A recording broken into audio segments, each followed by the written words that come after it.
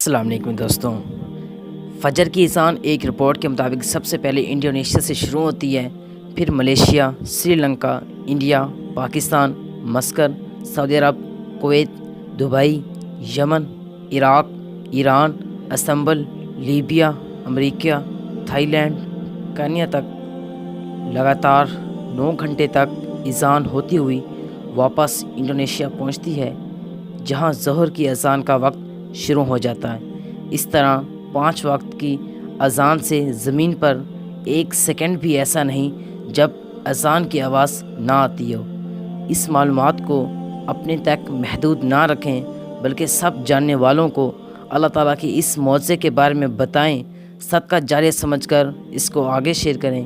اس پیغام کو بھیجنے والے کی ہر دعا اللہ تعالیٰ اپنی بارگاہ رسالت میں قبول و منظور فرمائے، آمین۔